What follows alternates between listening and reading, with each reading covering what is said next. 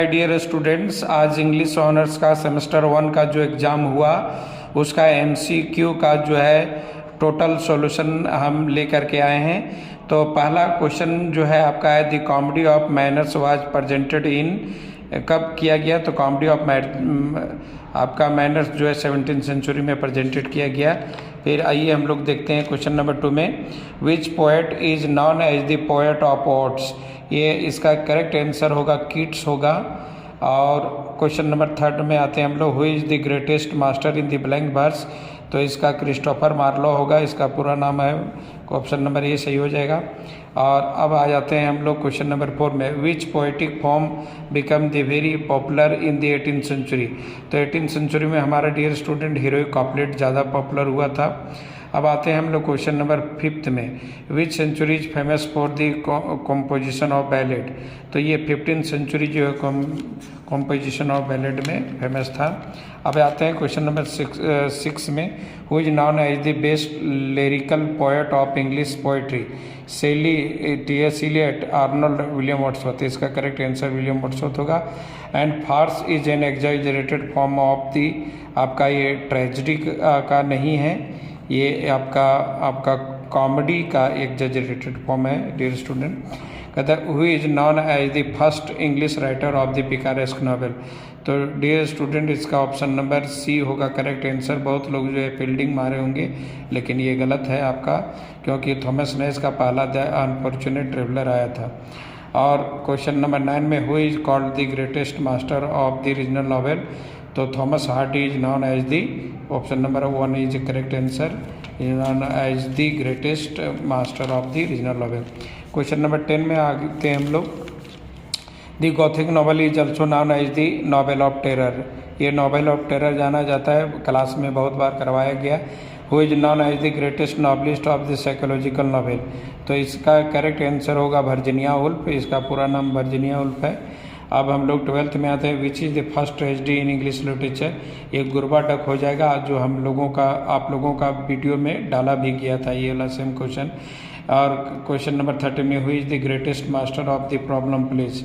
तो इसका गॉल्सवर्दी हो जाएगा। गॉल्सवर्दी का कंटेम्प्रेरी राइटर आपका जे.बी. शॉ भी थे। तो ऑप्शन नंबर डी आंसर। लोग which is the first English comedy in literature. तो इसका राल्फ डॉयस्टर हो जाएगा, option number C correct answer.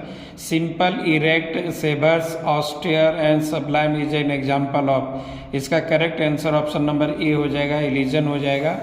अब हम लोग लास्ट में आते हैं, कहता है क्वेश्चन नंबर 16 में, so innocent arch and so cunningly simple is an example of epigram and antithesis, oxymoron, hyperbole. इसमें ऑक्सीमोरन हो जाएगा, क्योंकि ऑक्सीमोरन में एक आपका कॉन्ट्राडिक्टरी टर्म होता है, एक आपका पॉजिटिव और उसी का जस्ट एक नेगेटिव होता है, समझिए ना।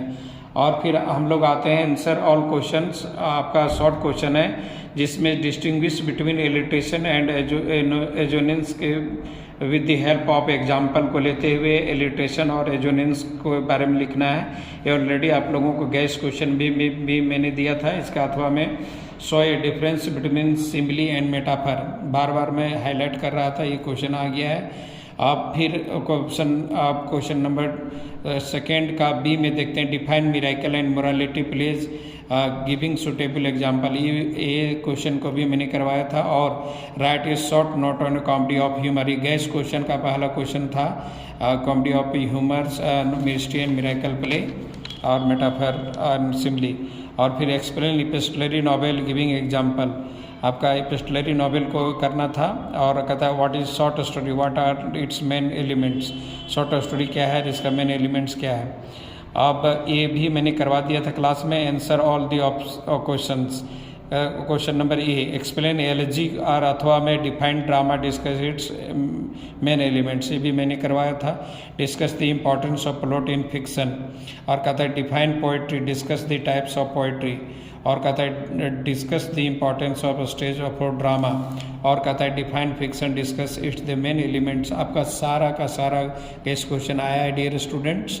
और यहाँ पर जो है स्केंसन में जो है आपका आइम्बिक पेंटामीटर है ये, और केवल सेकेंड लाइन में इसका केवल कैटालेक्टिक फुट है।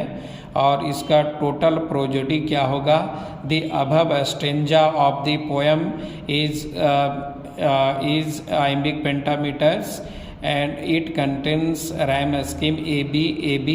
That's all for dear students.